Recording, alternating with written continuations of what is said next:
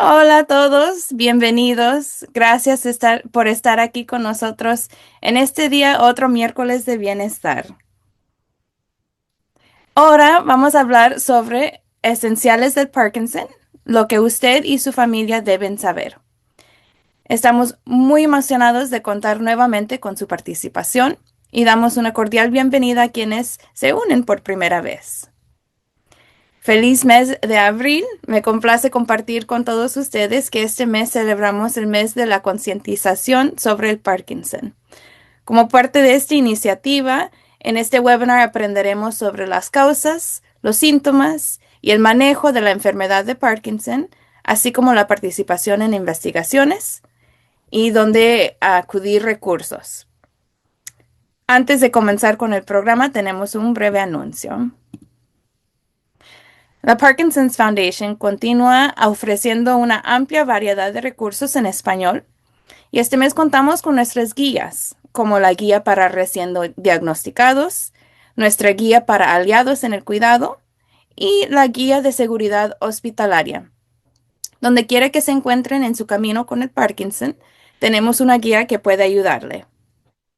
Les invitamos a conocer a nuestros otros recursos que incluyen libros educativos y hojas informativos, podcasts y nuestro blog en español. Pueden acceder todos nuestros recursos gratuitos en línea visitando parkinson.org/recursos. Asimismo, también se pueden conectar con nuestra línea de ayuda para obtener información actualizada sobre la enfermedad de Parkinson, recibir apoyo emocional y también obtener referencias a profesionales de salud. Si están dentro de los Estados Unidos, también podemos ayudarles a encontrar recursos cerca de ustedes. Y si están en otras partes del mundo, podemos intentar a ver qué recursos existen, como ya todos estamos conectados aquí en este Internet. Pueden llamar a la línea de ayuda al 1-800-473-4636, opción 3 para español, o mandar un correo electrónico al helpline@parkinson.org. La Parkinson's Foundation continúa ofreciendo programas mensuales en línea a través de EP Salud en Casa. Durante la última semana de cada mes les invitamos a que se conectan y nos acompañan virtualmente. Este lunes acabamos de publicar una nueva video del lunes de atención plena. Hoy estamos aquí para miércoles de bienestar. Y este viernes, no se lo pierdan, tenemos a Elisa García, que nos va a enseñar cómo practicar la coordinación y flexibilidad bailando con distintos ritmos latinos. Todo esto y más se puede encontrar en nuestra página web parkinson.org/epsalud o también en nuestro canal de YouTube. Nuestro próximo programa será el 27 de mayo, manejando las interrupciones nocturnas en la enfermedad de Parkinson. Así que conozcan más, regístrense y aquí nos vemos el próximo mes también. Y también les queremos dar gracias a Light of Day Foundation, cuya generosidad ha hecho este programa posible. Muchas gracias, Light of Day. Y ahora le damos la bienvenida al doctor Federico Rodríguez Porcel, neurólogo en la División de Trastornos del Movimiento en el Medical University of South Carolina, un centro de excelencia de la Parkinson's Foundation. Bienvenido, doctor Federico. Muchas gracias, Briana. Muchas gracias al Parkinson's Foundation por la invitación.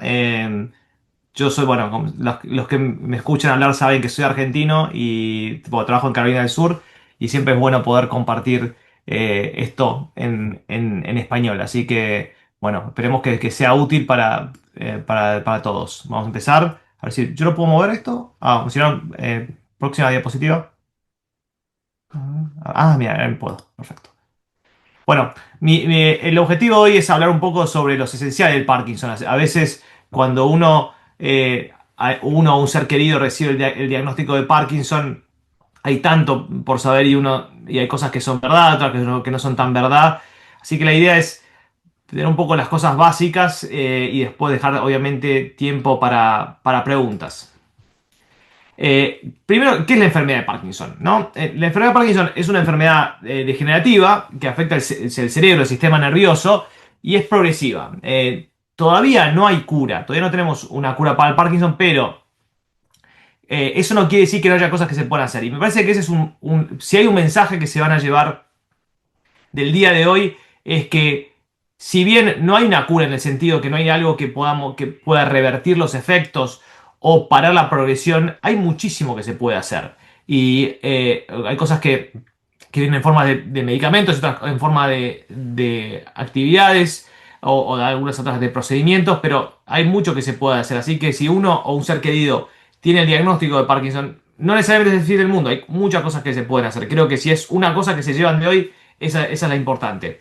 Y otra cosa que es importante es que el Parkinson no solo afecta el movimiento, sino también puede afectar otras cosas como el pensamiento, o sea, la cognición o inclusive el humor. Y eso es importante tenerlo en cuenta porque por ahí uno va a ver, uno dice, tengo enfermedad de Parkinson, voy a ver una persona que se especializa en trastorno del movimiento y eso está muy bien y eso es la persona clave en el tratamiento, en el manejo del Parkinson, pero también a veces uno necesita otros especialistas, gente que sabe más psiquiatría, psiquiatras o gente que se especializa por ahí a veces en problemas de memoria. O sea que es una buena idea tener un grupo grande o sea, hay que a veces es multidisciplinario. Y también otra cosa que es fundamental, hablando de lo que he dicho antes, que si bien no hay una cura, pero hay mucho que se puede hacer, la vida saludable va a ayudar al manejo del Parkinson. Lo que yo le digo siempre a mis pacientes es que el cerebro está en el cuerpo y lo que es bueno para el cuerpo es bueno para el cerebro. Así que no sé, comer verduras, hacer ejercicio, esas cosas que sabemos que son buenas para el cuerpo son buenas para el cerebro también y particularmente si uno tiene Parkinson. Y finalmente me parece que es importante lo que aparece acá en la diapositiva, que es que las personas con Parkinson pueden vivir bien durante muchos años. O sea, a veces hay gente que necesita un poquito más de cuidado o un poquito menos, pero se puede tener calidad de vida. Y eso es importante. El diagnóstico de Parkinson no es el fin del mundo. Hay muchas cosas que se pueden hacer y hay que... pero requiere trabajo, como muchas cosas en esta vida, pero hay mucho que se puede hacer. ¿A quién, o sea, esta es una pregunta importante y generalmente esta es una de las primeras preguntas. ¿Por qué a mí hago? ¿A quién le da Parkinson? ¿O por qué, o sea, qué posibilidades tengo que me dé Parkinson? Y sabemos que cerca de 1 millón de personas en los Estados Unidos tienen Parkinson y lo importante también es que puede afectar a cualquiera. No es que ser latino o no ser latino, ser alemán, escocés, australiano, no sé, de la India, cualquiera. Todos pueden tener Parkinson. Ahora sí, es una enfermedad que generalmente se presenta en adultos mayores, ¿no? Cuando ya tienen 60 años o más. Pero habiendo dicho eso, hay una proporción pequeña en las que puede aparecer un poquito más temprano en la vida. Inclusive hasta 30 años o inclusive hasta más joven. Generalmente cuanto más joven uno es, o sea, no sé, si tiene menos de 40, uno tiene que pensar que por ahí puede ser algo, puede pensar que es algo genético, pero también hay muchas veces que es lo que se llama esporádico, que es que no sabemos bien la causa. Entonces esas cosas son importantes considerarlas. O sea, que puede pasar a, a cualquiera. Y los síntomas más tempranos que tenemos varían. Realmente, o sea, acá hay 10 ejemplos, pero realmente puede variar. O sea, que no es que uno va a tener, primero, es importante aclarar, uno no va a tener todos. No es que si uno tiene Parkinson va a tener todos estos síntomas o no necesariamente quiere decir que es la manera que se va a presentar. El más común y el primero que fue escrito ya hace más de 2 siglos es el temblor. Generalmente un temblor que aparece cuando la gente está lo que se llama temblor en reposo, que es que uno está sentado mirando televisión y nota el temblor y cuando por ahí se activan no lo nota tanto. Eso es la descripción más común del temblor. También es muy común que la gente note que su letra se pone más chica. Yo soy médico y tengo una letra pésima, así que a mí no se me va a notar nunca la diferencia. Pero hay gente que tiene buena letra, nota que cuanto más escribe, más chica es su letra. También hay gente que nota pérdida de olfato. De verdad, la pérdida de olfato puede preceder los síntomas motores del Parkinson. por años, o sea, por décadas. O sea, hay gente que tiene Parkinson y uno le pregunta, bueno, su sentido del olfato dice, uy, no, yo no puedo oler cosas hace 20 años. Y por ahí no es que no necesariamente tuvo síntomas hace 20 años. Y también eso, una cosa importante a aclarar es que uno puede tener pérdida de olfato por otras causas. No necesariamente quiere decir que si usted ahora no tiene síntomas motores y siente que no puede oler bien las cosas, que tiene Parkinson. También problemas con el sueño. Lo más común que la gente describe es que, o por ahí no la escribe la persona que lo tiene, pero si tienen alguna persona con la que comparten la cama, es que actúan los sueños, ya sea que patalean o que empiezan a pegar como si estuviesen en el medio del sueño. Y eso también es algo que puede aparecer décadas antes de que aparezcan los síntomas motores de Parkinson. Y también puede ser por otras causas. O sea que no todas estas cosas se pueden ver en Parkinson, pero se pueden ver también en otras condiciones. Muy común es que la gente también note que está más lenta para caminar y ya sea lenta para moverse en general, ya sea para caminar o para mover las manos. Y también puede notar que tiene estreñimiento, también otra cosa que puede preceder eh, por décadas el Parkinson, pero no quiere decir nada. Hay otras causas para esto que no necesariamente quiere decir que sea Parkinson. Muy común que la gente note que generalmente la persona en sí no lo nota, sino ya sea la familia puede hacer un comentario sobre esto, que la voz le baja el volumen. Entonces habla un poco más bajo, que inclusive le pueden pedir que hable más fuerte y sienta que está gritando y las personas no escuchan apenas normal. También puede llevar a un problema con la expresión facial. Se dice que a veces la gente que tiene Parkinson tiene cara de póker, ¿no? Que como que está jugando al póker, que tiene poca expresión, se ríen menos o parecen más serios, y eso puede ser uno de los primeros indicios de Parkinson. Y también hay generalmente mareos o desvanecimiento, puede ser que la presión baje, que se sientan mareados cuando se paran rápido, puede ser también que no estén tomando mucha agua, así que eso también es importante considerarlo. Pero de vuelta, quiero hacer énfasis en esto porque no quiero que piensen que estos son síntomas que solamente aparecen en Parkinson, que también puede ser por otras causas. Y también una cosa común es que la gente se puede estar más agachada o encorvada cuando camina. De vuelta, todas estas cosas en sí, todas pueden aparecer en Parkinson, ninguna es única al Parkinson, todas pueden aparecer por otras razones, así que es importante entender el contexto de lo que está pasando. Y nosotros hablamos un poco de quién tiene Parkinson, mencioné un poco lo de genética, pero también una pregunta que es común es, ¿qué causa el Parkinson? ¿Por qué qué es lo que está causando el Parkinson? Y la verdad es que no sabemos.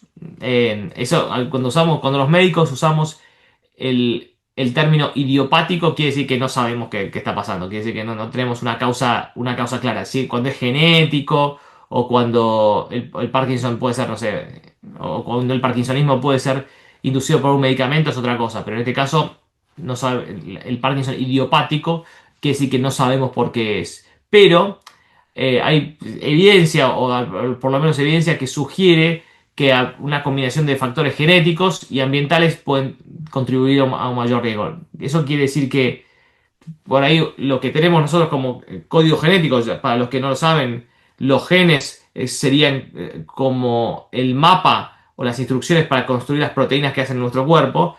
Entonces, a veces si ese mapa o esas instrucciones tienen algún error, pueden producir cosas que no funcionan tan bien. Y eso es lo que puede llevar a una predisposición genética o en algunos casos a una enfermedad.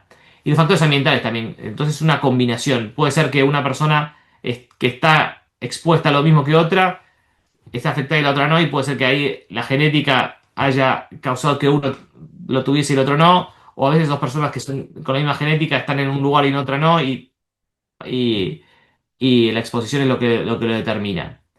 Como dice la diapositiva, los factores genéticos provocan un 10 o un 15% de todo el Parkinson, de diferentes maneras. Algunos que son factores de riesgo porque aumentan el riesgo, pero no quiere decir que lo causen. Y hay otros que lo causan. O sea, y la diferencia es básicamente que es en unos, si uno tiene la mutación genética, va a tener Parkinson. Y en otra, no necesariamente quiere decir que va a tener Parkinson, pero es más probable que lo tenga. También en lo que es exposición ambiental, la exposición a una toxina ambiental, como por ejemplo agua de pozo, es algo que se reporta como bastante común. También la exposición a metales pesados, o sea, si uno trabajó en una fábrica durante mucho tiempo, también eso puede ser que aumente el riesgo a exposición a pesticidas. Eso aumenta el riesgo. No quiere decir que todo el mundo que está expuesto a pesticidas tiene Parkinson, si no, habría muchísimos Parkinson. Y otro factor de riesgo también que considerar es la edad, creo que es fundamental, si uno alguna vez tuvo una cirugía traumática en el cerebro.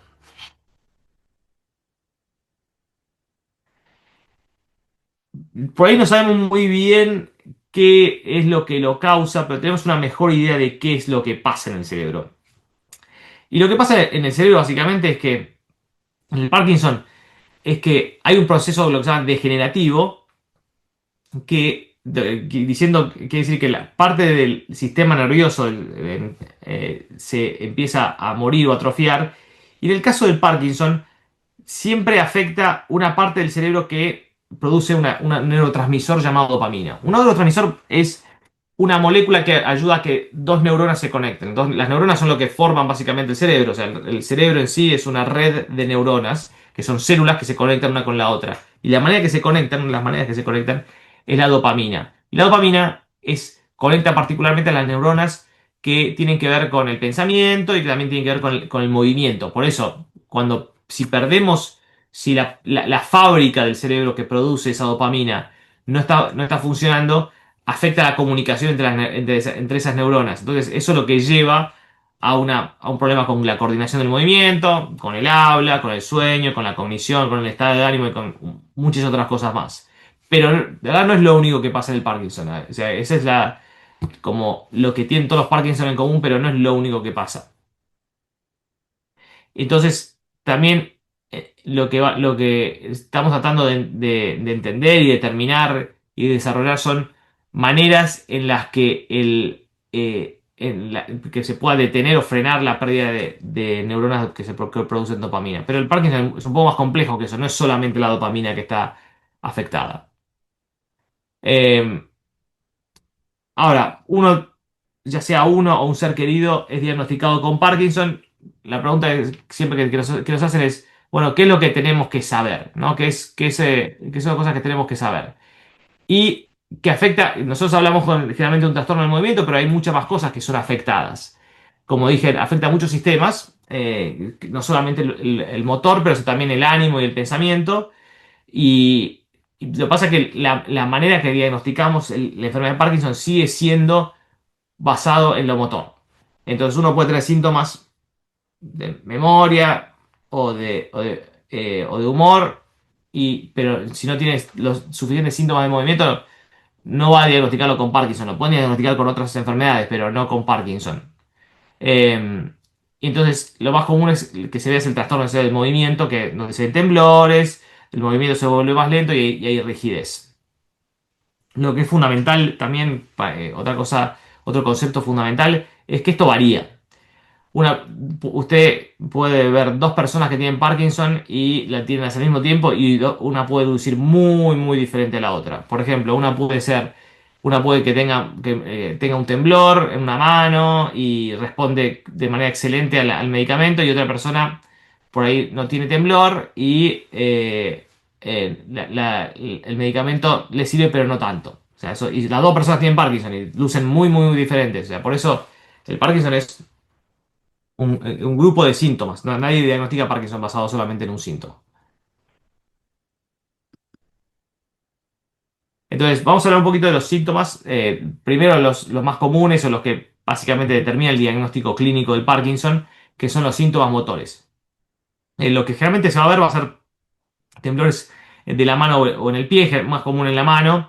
Rara vez en la cabeza, el cuello, la mandíbula, o sea, puede aparecer, pero no es lo más común. Como dice acá en la diapositiva, no todas personas que tienen Parkinson tienen temblor. Lo que sí es común y se ve en todos los Parkinson es que hay una lentitud en el movimiento. Básicamente que la gente nota que se mueve más lento y cuanto más se mueve, el movimiento se vuelve un poco más lento o inclusive la amplitud del movimiento se vuelve un poco más lenta. Esto se conoce como bradicinesia. También se ve rigidez en los brazos, las piernas, el cuello, la cadera. Depende, ¿no? No quiere decir que se pase en todo el cuerpo, pero también puede pasar. Y eso también, y todo esto, ya sea el temblor y la lentitud del movimiento, afecta las funciones como, por ejemplo, por ejemplo, el andar, la marcha o el equilibrio.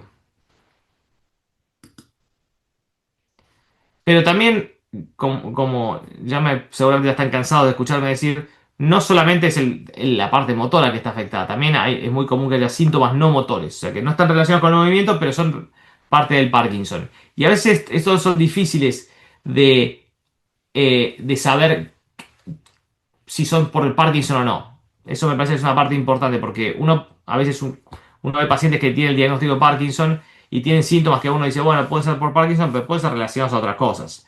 Pero sí, vemos, entonces eso es importante hablarlo, el caso individual con el médico, ¿no? Que tendrá que hacer, que por ahí tiene que hacer exámenes o considerar cómo se puede evaluar esto. Cosas los síntomas no motores que de vuelta son muy comunes y estos son solamente algunos de los que vamos a hablar. Primero, más común es el estado de ánimo, de salud mental. Puede ser que una persona esté deprimida y cuando hablamos de depresión o nerviosismo, estar triste o preocuparse por cosas es parte normal de la vida. O sea, sin eso la vida no es vida, ¿no?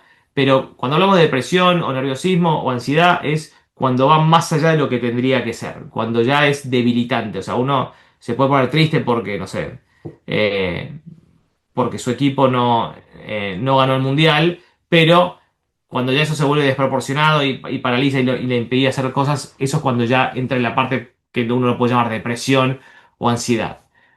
También es muy común que tengan falta de emoción o interés, lo que se llama apatía, que vemos que ya sean las esposas o los hijos de pacientes nos dicen que ya han perdido interés en hacer cosas. No quiere decir que estén tristes, no quiere decir que estén enojados, sino que realmente pierden interés y eso puede ser un problema.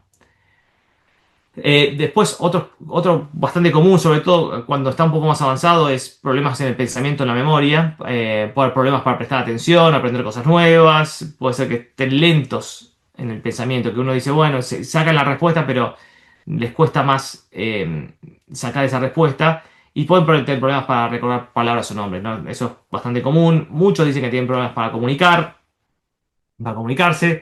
Difícil a veces saber si es por la parte motora, por el problema por el volumen al hablar o por problemas encontrando las palabras. Así que eso es importante tener en consideración. También otros problemas que pueden ver es que la gente tiene fatiga, está cansado, se queda dormido en la silla o a veces hasta después tienen problemas para conciliar el sueño cuando llega la hora de dormir. Ya más avanzado, vemos problemas que pueden haber problemas con alucinaciones e ideas delirantes, o sea y delirantes. Esto quiere decir que el paciente puede decir que vea cosas, vea personas que no están ahí, o sienta que hay alguien en el cuarto y no está ahí, o sea, o piense que algo que está pasando por el costado y no pasó nada. O ideas delirantes, o sea, pensando que alguien le está robando o que alguien le está tratando de hacer daño. Eso generalmente se ve ya en etapas un poquito más avanzadas, cuando hay ya un poco más problemas, generalmente asociado también con problemas de pensamiento o de memoria. Y también otra cosa que se ve común, que, como dije antes, el estreñimiento, que puede ser que preceda por décadas los síntomas motores. Ahora, todo esto, o sea, les tiré un millón de síntomas. Seguramente algunos de ustedes, si no tienen Parkinson, están pensando, uy, ¿tendré Parkinson o no? ¿Qué tengo que hacer? ¿Cómo me diagnostico? Y lo más importante es que, o sea, o sea, acá, o sea, el diagnóstico sigue siendo clínico, básicamente. ¿Qué quiere decir esto? Que si bien tenemos, si bien tenemos si bien sabemos que el Parkinson está determinado por lo que pasa a nivel del cerebro, la manera que tenemos todavía para determinarlo es con el examen clínico. Y esto tiene que ver eso tiene que ser hecho con una persona que sea especialista en trastorno del movimiento.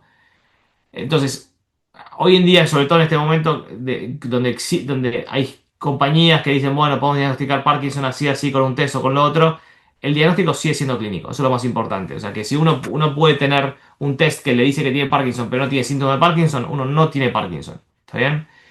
Entonces, fundamental eso, que es la evaluación clínica es con un neurólogo y que si bien hay otras maneras que pueden ayudar al diagnóstico, como por ejemplo el DAT-scan es básicamente una manera de ver si la parte del cerebro que produce dopamina está afectada o no. Entonces, eso puede ayudar, pero no es en sí solo, de por sí solo, no es no es la manera de diagnosticar Parkinson. Puede ayudar en el contexto adecuado. Entonces, para eso, como dije antes, el diagnóstico es con un médico especialista. Hay veces que uno tiene algunos síntomas, pero todavía no cruza ese umbral de criterio diagnóstico. O sea que a veces que el médico no le va a poder dar un diagnóstico, decir, usted tiene Parkinson, estoy seguro, sino que le dice, bueno, vuelve en un año, vuelve en 6 meses y vemos qué pasa.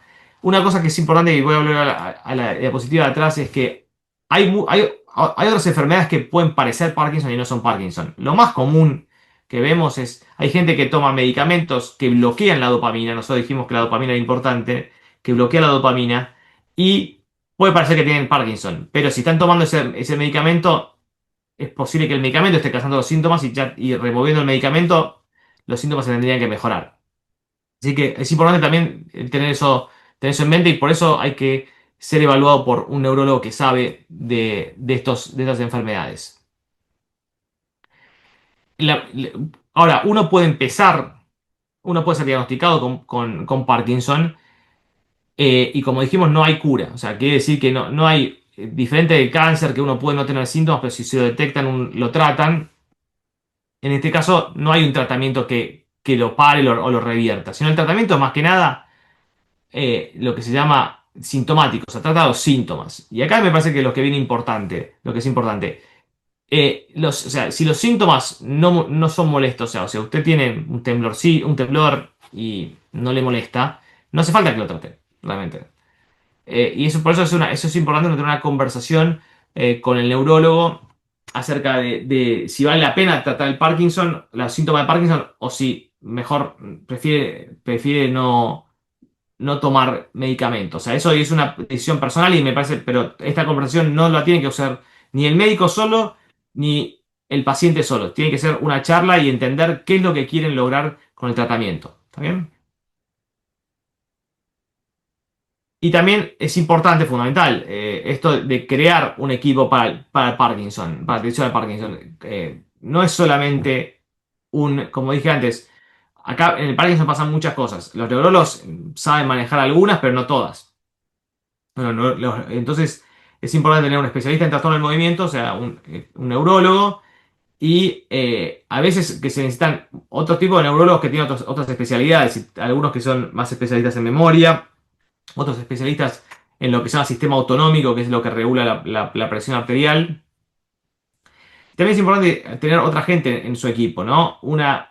Definitivamente tener fisioterapeutas o terapeuta ocupacional y terapista de lenguaje, o sea, y fonoaudiólogos, o sea, todo eso fundamental, porque eso ayuda y eso es importante hasta temprano hacerlo, porque cuanto antes uno empieza con la actividad física, mejores.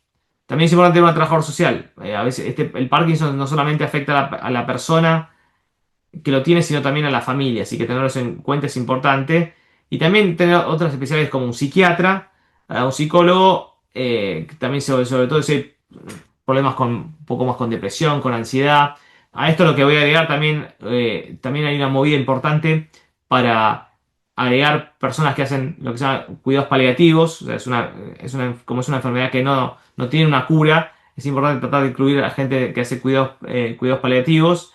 Y también, bueno, un farmacéutico, eso a veces, si está disponible, está bien, porque puede ayudar, a veces como la gente toma muchos medicamentos, tratar de coordinar eso puede ser difícil.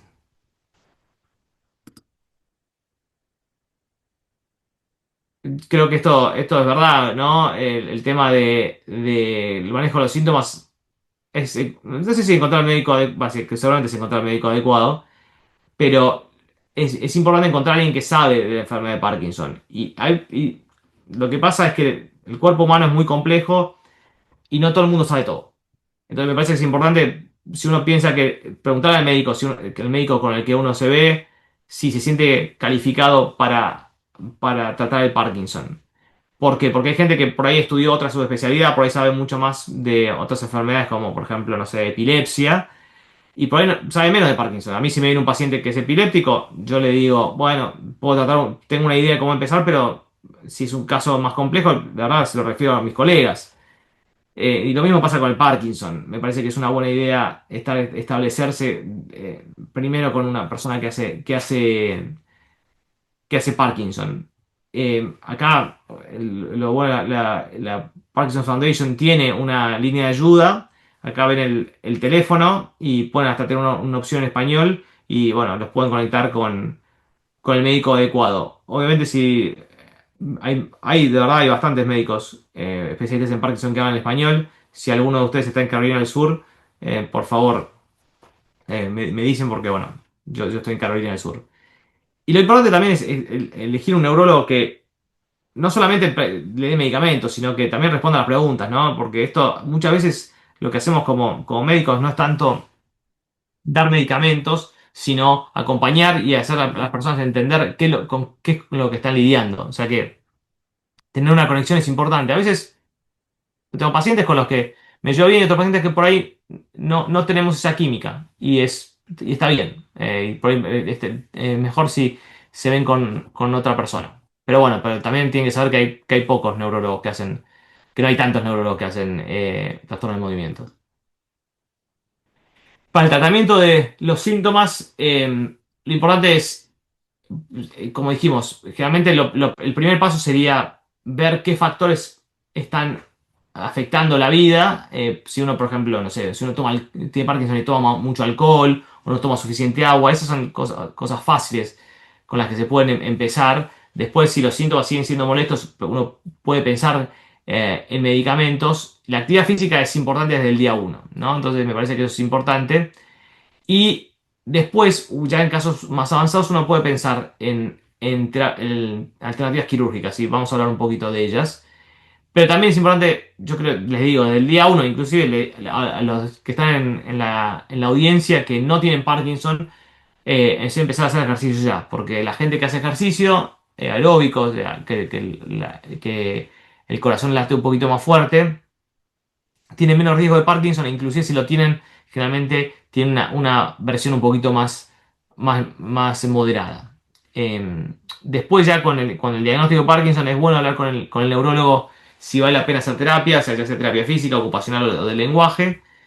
Y obviamente siempre es lo más importante que uno esté bien, o sea que a veces la terapia psicológica puede ser útil. Con respecto a los medicamentos, hay diferentes tipos de medicamentos. Generalmente todos o la mayoría de los que usamos se centran en elevar la dopamina en el cerebro o funcionar como si fuese dopamina en el cerebro. Y ahí es donde aparece la levodopa, ¿no? Que la verdad lo que hace es se convierte en dopamina en el cerebro. Y después tenemos otra cosa, agonistas dopaminérgicos, en los que actúa como si fuese la dopamina sin ser la dopamina. Y después los inhibidores del MAO o COMT, que básicamente lo que hacen los dos es lo mismo, hacen algo muy parecido, que es que hacen que la dopamina se destruya más lentamente, entonces uno tiene más dopamina en el cerebro. Pero la mayoría, hay otros tipos de medicamentos, pero la gran mayoría de los medicamentos se centran en elevar ese nivel de dopamina en el cerebro. Pero también existen otras opciones, ¿no? Como el manejo de síntomas, como la cirugía. Y entonces, en las opciones quirúrgicas que pueden explorarse, puede ser la más común es la estimulación cerebral profunda o Deep Brain Stimulation en inglés, porque DBS también lo referimos así.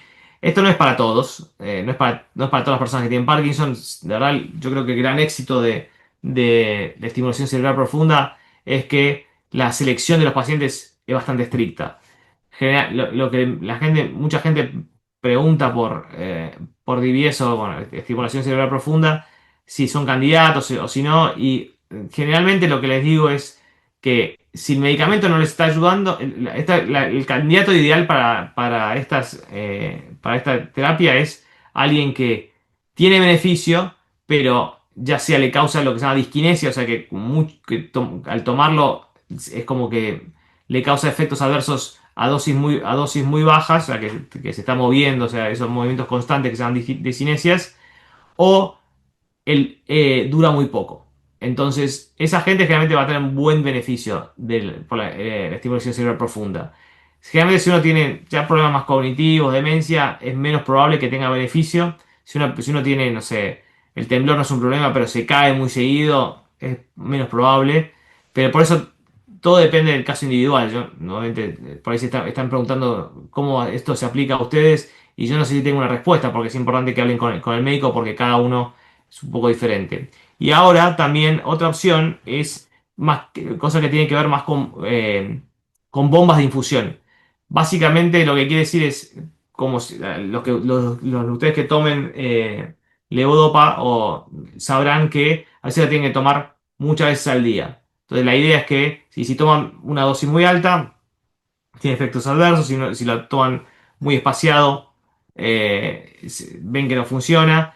Entonces, lo ideal sería que si nosotros pudiésemos hacer de alguna manera que hubiese dopamina constantemente entrando a nuestro sistema. Y esto es lo que ha hecho inicialmente este medicamento llamado Duopa, donde le ponen un tubo que va en el intestino y básicamente hay una infusión constante de dopamina. Ahora hay otras maneras de hacer esto y básicamente que son a través de la piel, que están aprobadas, fueron aprobadas en los últimos años en Estados Unidos.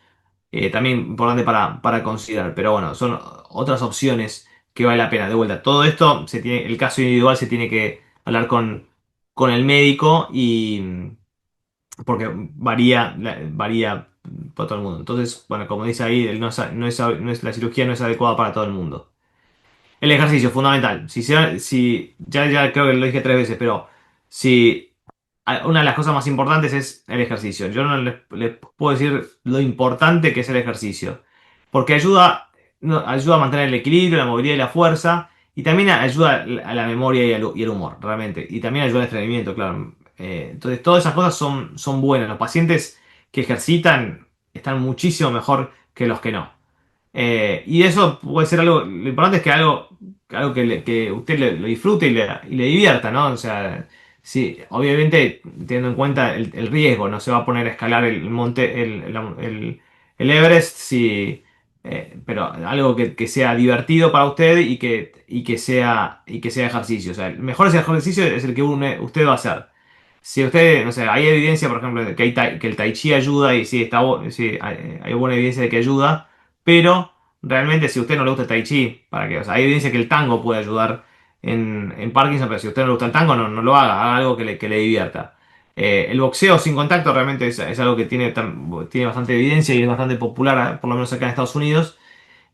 Así que es algo tan importante para considerar, pero o sea, si van a hacer una cosa para tratar su Parkinson, hagan ejercicio. La nutrición, que es algo bastante común que nos hablan, como dije antes, el cerebro está en el cuerpo. Entonces, lo que es bueno para el cuerpo es bueno para el cerebro. Entonces, lo importante es mantenerse hidratado, es fundamental. No, les parecería raro, pero es muy común que la gente no tome agua. Entonces, tomar como 6 o 8 vasos de agua por día, comer con muchas fibras, cereales, integrales, verduras y frutas. Y también tomar como pescado graso, pescado tipo como salmón, el atún son buenos. Comer verduras de hoja verde y también frutas y verduras. O sea, todo lo que sabemos, o sea, esta diapositiva que está acá, ustedes saben lo que es bueno para ustedes, lo que es bueno lo que es bueno. La carne roja, la carne de vaca, no es lo ideal. El queso, que a mí me encanta, no es una buena idea. Así que saber lo que es bueno para uno comer. No quiere decir que no se pueda comer un pedazo de queso, no se pueda comer una hamburguesa cada tanto, pero si uno realmente quiere estar mejor, la mejor manera de hacerlo es con una buena nutrición y con ejercicio. Entonces acá también vemos 5 pasos para vivir bien. Y creo que sí, creo que todos son importantes. Primero son los objetivos. Obviamente cuando uno recibe el diagnóstico de Parkinson o con un ser querido recibe el diagnóstico de Parkinson, uno sabe, es como que es algo que puede cambiar la vida y lo importante es saber qué es lo que uno quiere tener. O sea, realmente sabemos que nuestro tiempo en este mundo es limitado y de algo nos vamos a morir. A veces, en el caso de algunos, va a ser relacionado con el Parkinson. Puede ser que no sea el Parkinson. Pero saber qué es lo importante para ustedes. Si es la calidad de vida, qué es lo que uno quiere hacer. Entonces, eso es lo importante, el objetivo. Es importante encontrar un experto de Parkinson. Ahí donde está el Parkinson Foundation con el número puede ayudar a conectarlo. Ellos lo que tienen, por si no sabían, son centros de excelencia donde han identificado médicos que saben más de Parkinson y que saben tratar Parkinson y que tienen un buen sistema para tratar gente con Parkinson. Entonces, si usted vive cerca de uno, lo pueden referir ahí. Eh, Fundamental. Esto es muy difícil hacerlo solo. O sea, si uno tiene familia o pareja, con la familia, con la pareja, si tiene hijos, con los hijos, pero o si tiene amigos, con los amigos, pero es importante tener a alguien con quien hablar. Ya lo he dicho varias veces, crear hábitos saludables, la nutrición, dormir bien, salud emocional, mental, el ejercicio también es fundamental y mantenerse activo. O sea, haga lo importante es que se mantenga activo y que se mueva. La televisión es probablemente el peor enemigo, uno de los peores enemigos que tenemos para el Parkinson. Y también tenemos investigación. Sobre todo si usted va a ser atendido en un centro que tiene investigación, es fundamental. Hay muchas cosas que no sabemos de Parkinson y los científicos como yo podemos pensar, tener estas ideas fantásticas de cómo curarlo, pero si no hay gente que pone voluntario y participa en investigación, nunca vamos a saber la verdad. Y la investigación no es solamente para tratamientos, también puede ser para entender mejor los síntomas y la progresión de la enfermedad. En mi caso, por ejemplo, a mí me interesa la parte de comunicación en Parkinson, que no tiene que ver con una cura, pero tiene que ver con lo que la gente experimenta y lo que les es molesto. Y cada vez que uno participa nos hace nos pone un poquito más cerca de una cura. Y acá, como dice, hay unas páginas, esa clinicaltrials.gov, que uno pone Parkinson y les puede mostrar los diferentes estudios que hay. Y si no, también Parkinson Foundation tiene una línea de ayuda donde pueden llamar a ese número o también pueden entrar en su página de internet que está puesta acá. Entonces, las conclusiones es que los síntomas de Parkinson pueden controlarse de manera efectiva, o sea, la mayoría diría yo. O sea, que hay mucho que se puede hacer, o sea, que si usted es diagnosticado con Parkinson, no es el fin del mundo. Hay cosas que se pueden hacer.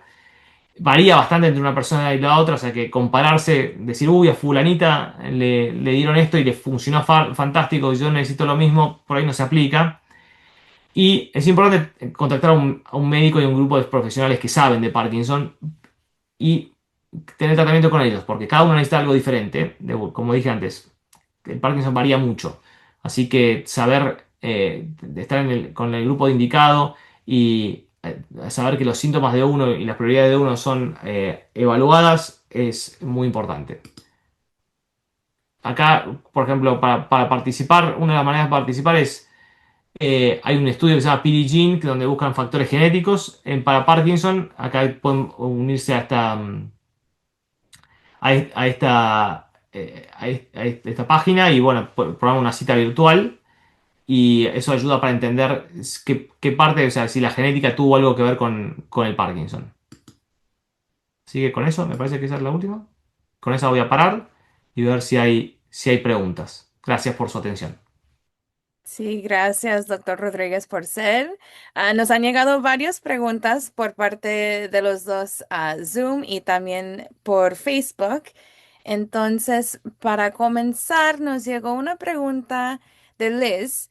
Usted comentó que hay algunos medicamentos que podrían bloquear la dopamina y Uf. aparecer el Parkinson. Y nos pregunta Liz que cuáles son esos medicamentos, cuáles podrían ser. Es una muy, muy buena pregunta, eso es muy importante aclararlo. O sea, generalmente la categoría que nosotros llamamos antipsicóticos. Lo más común es uno que se llama aripiprazol, o se llama Abilify en el nombre comercial, olanzapina, o Zyprexa para el comercial. Giodon también otro, son medicamentos comunes que se usan, que por ahí usan sobre todo en psiquiatría para personas que tienen alucinaciones o a veces también tienen depresión, y eso es importante tenerlo en consideración. También el otro grupo, aunque es un poco más pequeño, hay ciertos medicamentos que se usan para náuseas, que pueden causar, que también bloquean la dopamina y uno puede parecer que tiene Parkinson, pero la verdad, si te sacan el medicamento está bien. Eso, fundamental que cuando uno va al neurólogo, lleve la lista de medicamentos y diga, estos son los medicamentos que estoy tomando, y el neurólogo puede evaluar eso. Muy bien, muchas gracias por esta clarificación. También nos llegó una de parte de Manuelita que nos pregunta, ¿y las vitaminas ayudan o son neutrales a las personas con Parkinson? Bueno, muy buena pregunta. Eh, o sea, en general son buenas, o sea, en el sentido que si uno tiene las vitaminas bajas, tomar el suplemento de vitaminas es útil. Es una buena idea, que uno sea evaluado para ver cómo están los niveles de vitaminas, sobre todo la vitamina B12, que es la más común, y uno la puede tomar.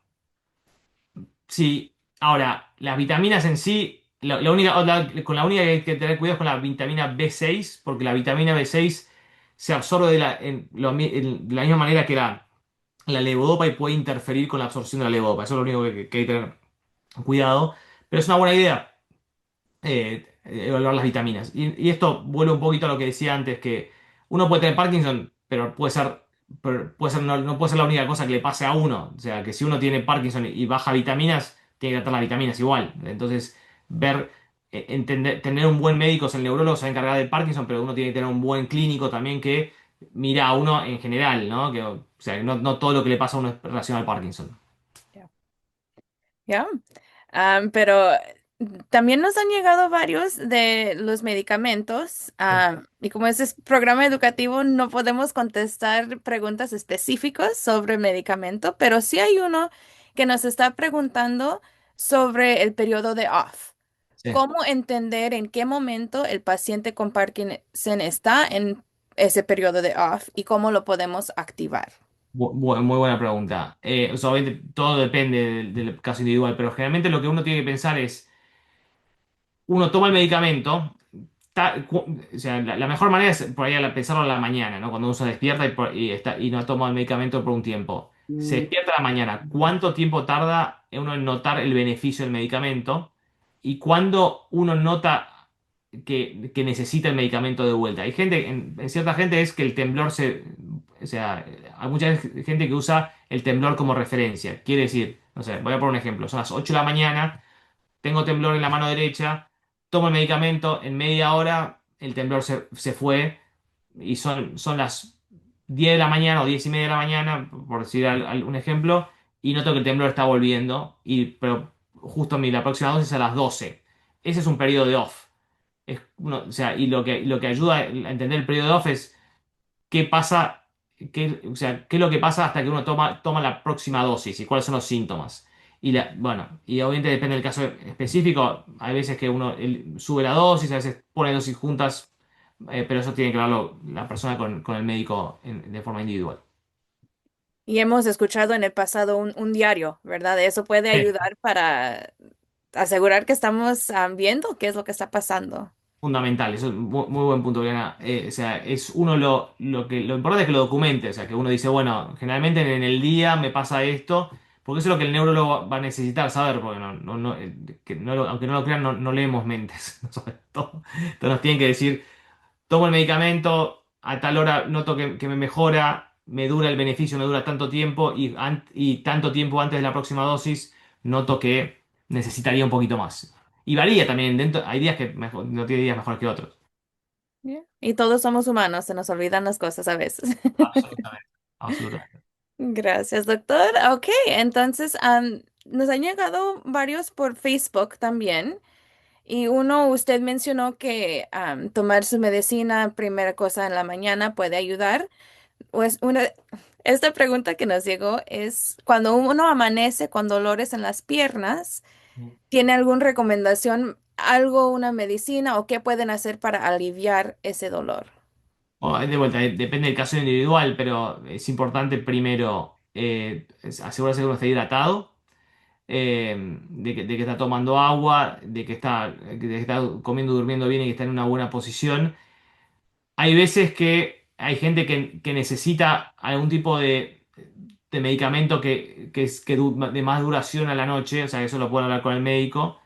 Y hay veces que, o sea, eso sería una común. Y a veces hay gente que yo le recomiendo que tomen magnesio, que les puede servir para los calambres. O sea que, pero me parece que la hidratación generalmente es lo que ayuda mucho en estos casos. Ya. Y menciono eso de dormir bien, que es muy importante, Totalmente. sabemos eso.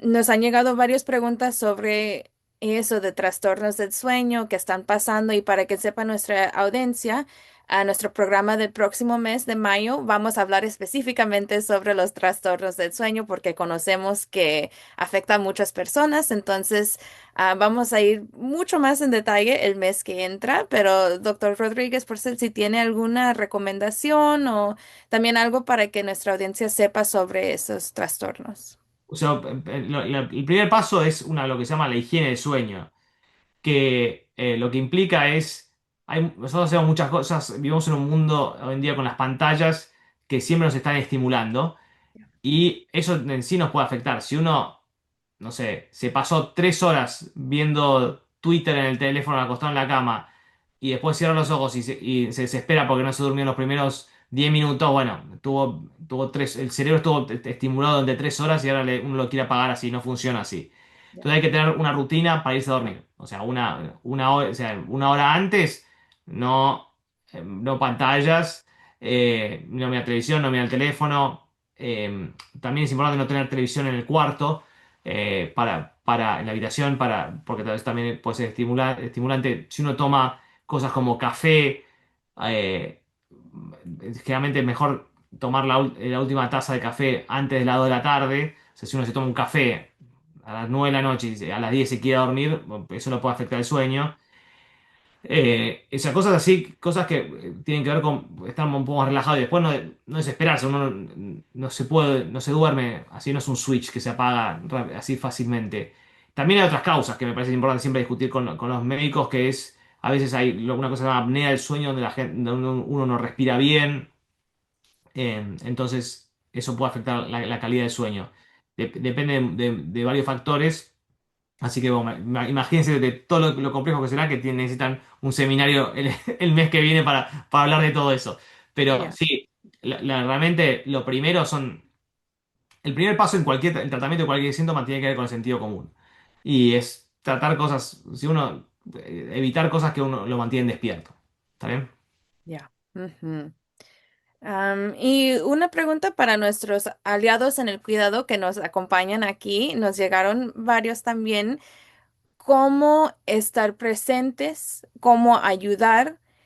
¿Y cómo seguir en este paso con nuestro ser querido con Parkinson y también para que no se vuelva una carga para mí? Bueno, eso es una parte difícil, ¿no? Y es de vuelta una cosa muy personal, porque depende quién es la persona que tiene Parkinson, qué relación tiene con uno y cómo es el individuo. Yo creo que lo importante es saber que, o sea, tratar de ayudarlos en la medida que uno puede, ¿no? Creo que o sea, es importante estar ahí. Hay gente que va a necesitar más ayuda, gente que necesita menos ayuda. Lo que yo le digo generalmente, sobre todo a los pacientes cuyos maridos o esposas tienen Parkinson, que también es importante preservarse uno. Suena difícil decirlo, pero es muy común que, no sé, la esposa o el marido se consuma y en el cuidado del paciente y deje su bienestar de costado. No digo que no tiene que estar el bienestar así y no hacer nada, pero es importante que también uno se cuide uno mismo. O sea y es importante como aliado o como una persona que está buscando ayudar a otra persona que uno también puede pedir ayuda. O sea, y saber pedir ayuda y saber que uno no está solo y que no es que uno está encargado del paciente 100%, sino que puede pedir ayuda a otra gente. Ya, muchas gracias, doctor Rodríguez. Ya estamos llegando al final de la hora, pero nos llegó otra pregunta de Claudia, que está preguntando si está en un periodo de off y faltan varias horas para su próximo dosis, puede ayudar el ejercicio a mitigar esos síntomas que están sintiendo. Bueno, depende, es difícil. Depende qué se experimenta en el off y sí, pero depende de qué se experimenta en el off y qué quiere decir por ejercicio. Yo creo que la actividad ayuda, creo que es muy buena. Eso si uno tiene si faltan varias horas es una buena idea hablar con el médico, porque creo que quiere decir que algún tipo de medicamento que se tiene que ajustar. El ejercicio puede ayudar, no ayuda a todo el mundo. Hay ciertos grupos de gente que hasta lo hace hasta un poquito peor porque es como que están consumiendo un poco más de esa dopamina. O sea que depende de la persona. Vale la pena intentarlo. Le diría así. A Claudia le diría, vale la pena intentarlo. Ya. Perfecto, gracias, doctor Rodríguez Porcel. Entonces, creo que ya llegamos, vamos a comenzar a cerrar nuestro programa, pero si gustaría decirle algo a nuestra audiencia hoy para concluir su presentación. Primero, muchas gracias a todos por unirse. Espero que haya sido útil. Lo importante es eso. Me parece que es que hay mucho que se puede hacer cuando uno tiene el diagnóstico de Parkinson o cuando un ser querido tiene el diagnóstico de Parkinson. Obviamente no tenemos una cura todavía, pero la actividad física, una dieta saludable y una actitud positiva pueden hacer que mantener una buena calidad de vida por muchos años. Recuerden que no están solos. Aquí estamos en la Parkinson's Foundation para apoyarlos a usted, a su familia. El doctor Federico Rodríguez Porcel, como dijo, está ubicado en Carolina del Sur. Es parte de nuestro centro de excelencia. Entonces, encontramos sedes por todo el país de los Estados Unidos y poco a poco estamos abriendo a otras partes de Latinoamérica, entonces por favor no duden en comunicarse con nosotros si tienen preguntas. Nos llegaron varias preguntas sobre los medicamentos y dosis muy específicos, entonces pueden llamar a nuestro equipo y siempre es recomendable que hablen con su médico, pero si gustarían un poquito de apoyo antes de esa cita, a preparar una lista de preguntas, saber qué es lo que debemos de estar preguntando y este tipo de apoyo, llámanos o mande un correo electrónico y podemos estar allí en esa etapa. Muchas gracias a todos por acompañarnos. Como dijo el doctor, el ejercicio es muy importante, así que no se pierden nuestro próximo video de viernes de ejercicio que se va a subir este viernes, el 24 de abril, bailando a ritmos latinoamericanos. Entonces, muy emocionados. Gracias a todos ustedes de nuevo por estar aquí con nosotros. Y nuestra información otra vez, no duden en comunicarse con nosotros. Aquí estamos presentes. Gracias por conectarse hoy. Los que están en Facebook, muchas gracias por acompañarnos. Si nos gustan acompañar el mes que entra para aprender más sobre los trastornos del sueño, por favor los invitamos que visiten nuestra página web al parkinson.org/EP Salud. Y si no, pues manténganse seguros, sanos, por favor, y nos vemos en la próxima. Muchas gracias a todos que nos acompañaron. Chao, otro.